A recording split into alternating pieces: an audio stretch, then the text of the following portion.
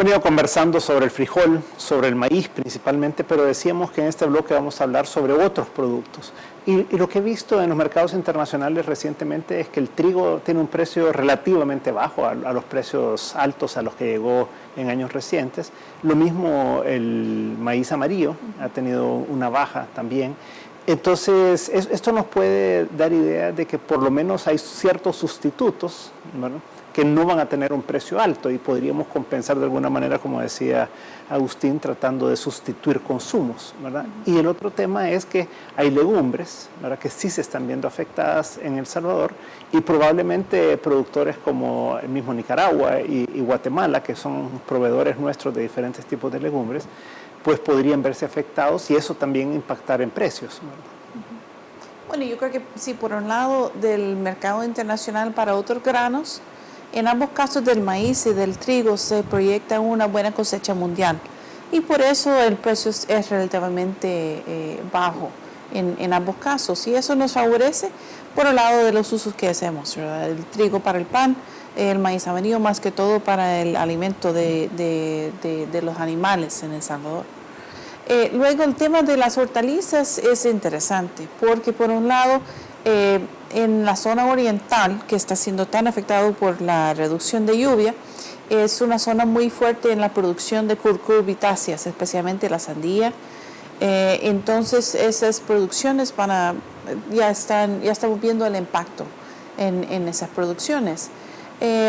Y en otras hortalizas, yo creo que hay que estar pendiente porque muchas de esas producciones tienden a tener acceso a riego.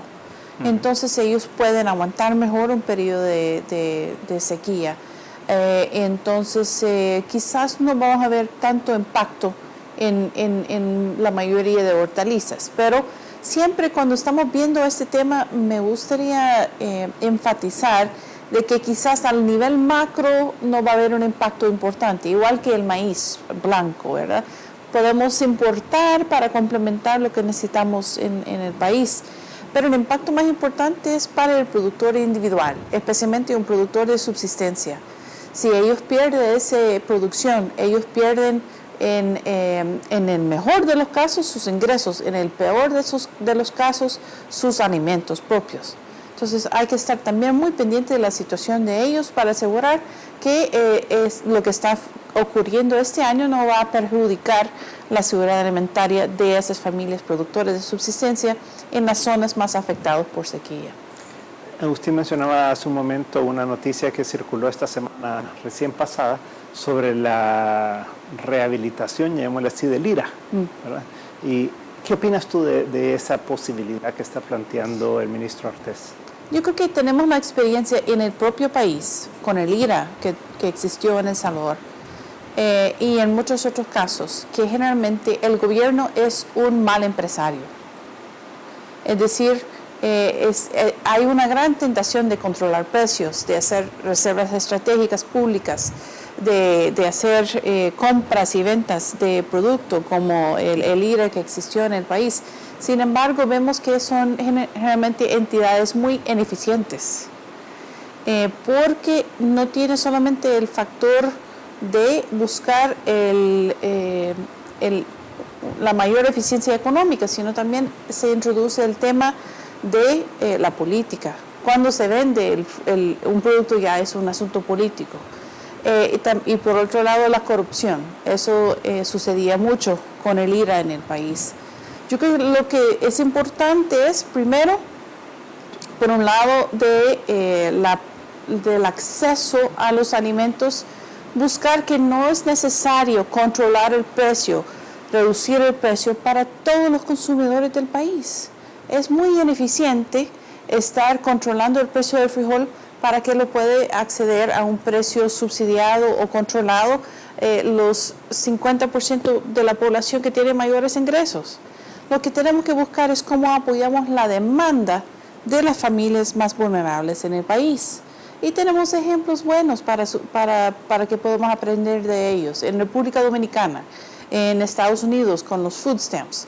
Ya en El Salvador tenemos un mecanismo que se puede empezar a explotar para esto, la tarjeta solidaria.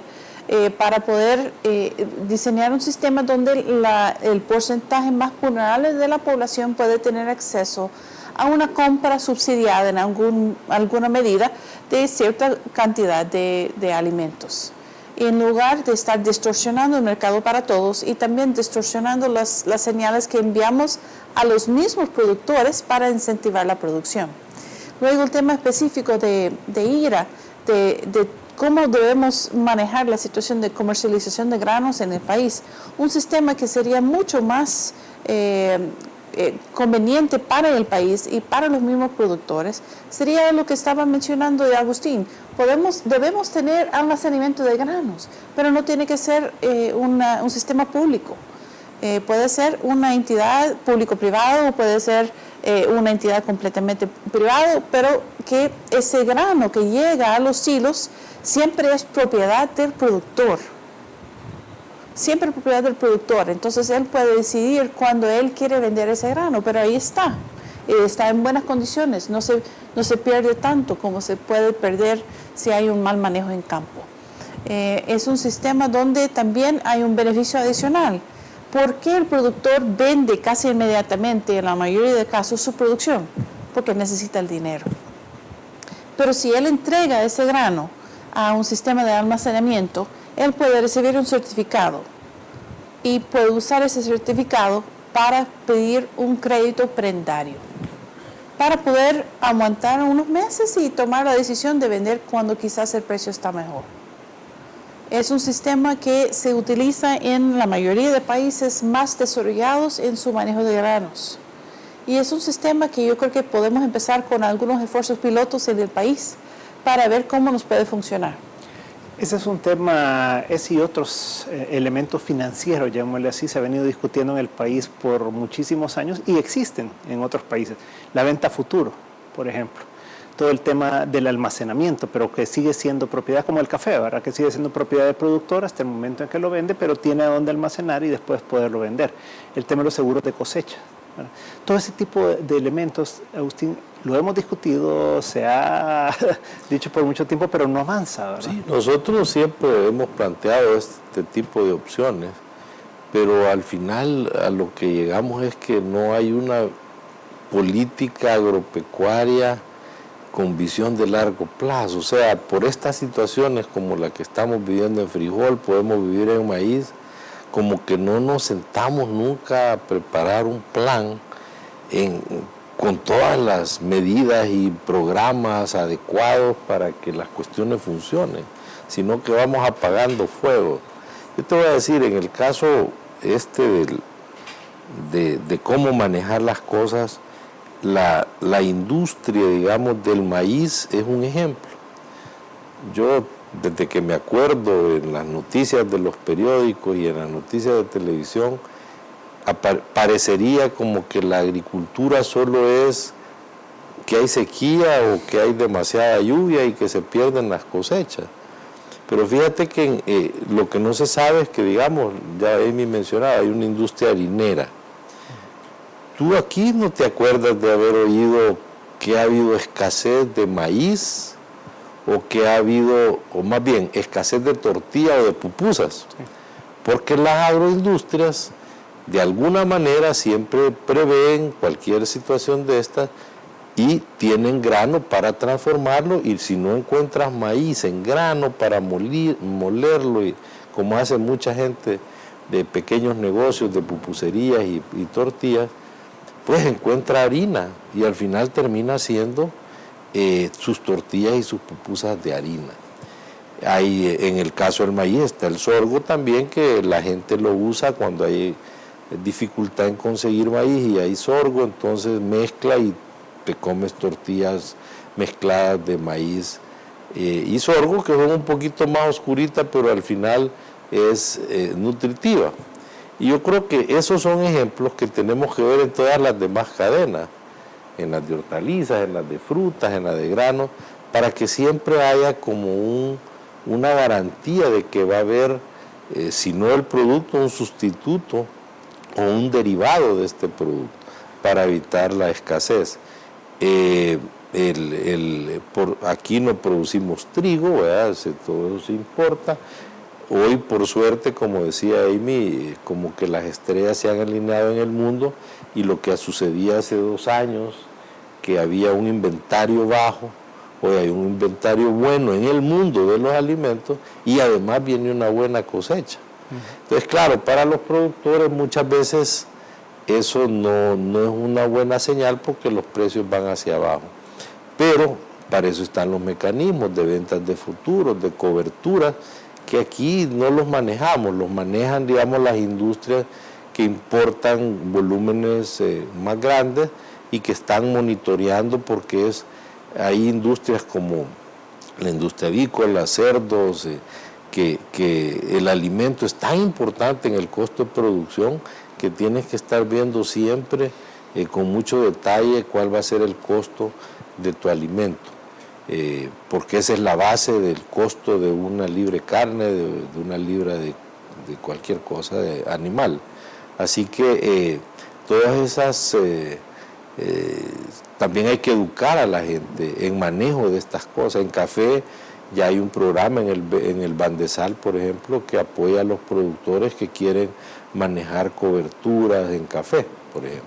Se puede empezar a manejar este tipo de sistemas también en grano. Hay que buscar la manera de que, por un lado, seamos competitivos, pero también tengamos estos mecanismos que son de avanzada para garantizarle al productor un mejor rendimiento.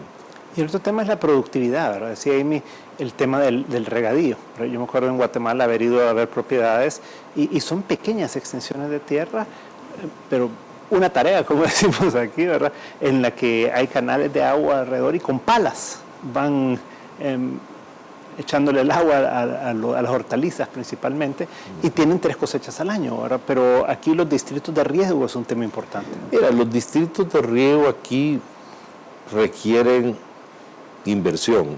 Hay varios que están en relativo abandono, no están funcionando bien, y hay unos problemas de costos de la infraestructura que los productores no se hacen cargo, el gobierno tampoco, y la cosa se va deteriorando. Pero hay que trabajar intensivamente en eso para recuperar estos distritos y ubicar nuevos posibles, para que la agricultura realmente se potencie. Fíjate que en el caso de las verduras y algunas hortalizas, yo creo que ya hay buenos ejemplos en el país. Yo conozco, tengo amigos que se han tecnificado y hoy producen tomates, chiles bajo invernadero, con una tecnología relativamente barata, ¿verdad?, pero que te aumenta increíblemente la productividad, y el control de plagas se minimiza porque está todo bajo ambiente controlado, y eso está haciendo que muchos productores salgan adelante. Por supuesto, esto requiere más educación, es un nivel de tecnología que no cualquiera lo puede manejar, pero está bastante disponible. Las mismas casas que te venden los equipos te pueden orientar si le apostamos a ese tipo de cultivo. Hay potencial. Es un país, digamos, El Salvador, que tiene algunos problemas en algunas regiones con el agua. Estas son opciones que también te utilizan el agua con mucha... al ser bien manejada, con poca agua tú puedes producir una buena cantidad un volumen adecuado para que te dé la rentabilidad suficiente en tu cultivo. Así que es de buscarle.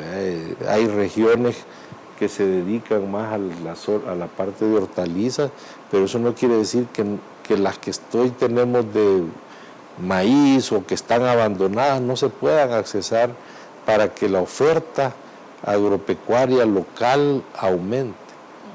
Y a la vuelta veamos un poco el tema de Caluco. FUSAES ha apoyado ahí y se ha desarrollado un poco de tecnología que es relativamente más baratas en invernaderos, por ejemplo, de lo que son los invernaderos totalmente tecnificados y todo, que es una tecnología pues mucho más cara, ¿verdad? Pero dejémoslo para el próximo bloque. En un momento estamos de nuevo con 361 grados.